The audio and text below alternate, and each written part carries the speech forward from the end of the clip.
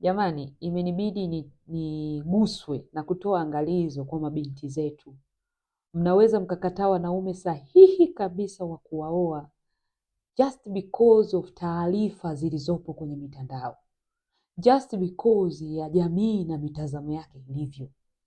Jamii inataka mwanaume anayekudeti au utakayemkubali awe na pesa nyingi, aweze kukuspoili, aweze kukununulia vitu vya thamani, aweze kukutoa auti, aweze sijui kukupa mavitu gani makubwa makubwa, my iPhone 16, ndio huyo mwanaume udeti naye.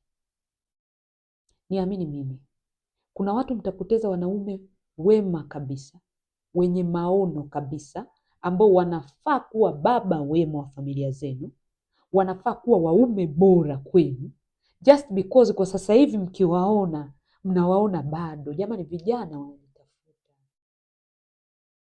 vijana wa kuanzia miaka 25, 26, 27, 30 wanajitafuta.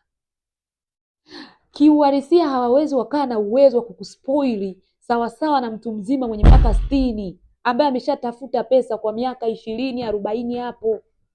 Kijana wa miaka 30 hawezi kuwa na huo uwezo. Kikubwa, angalia kijana mwenye vision, mwenye maono. Kuna watu mnawakataa leo hii, lakini baadaye ndo kina Dangote wajao. Sasa hivi wanajitafuta. Jamii isiwapoteze nyinyi, mitandao isiwapoteze. Mnataka led-made man. A led-made man ana mwanamke wake, ana mkewe. Ina maana jamii inawaambia nyinyi mtoke na waume za watu, mtoke na vibabu, mtoke na vigogo, ndo anavyoambia, kwa sababu hao ndo wenye uwezo wa kufanya hayo. Kijana amemaliza chuo juzi, anaanza kufanya biashara zake ndogo ndogo, ameajiriwa, sijui hana uwezo wa kukuspoili hivyo. Mpo kwenye uchumba, unataka kupe mavitu, sijui mavitu gani. Nyinyi mnawazaje nyinyi? Kuna watu wengine wataendelea mkiungana, mkioana, mkaendelea kushare idea.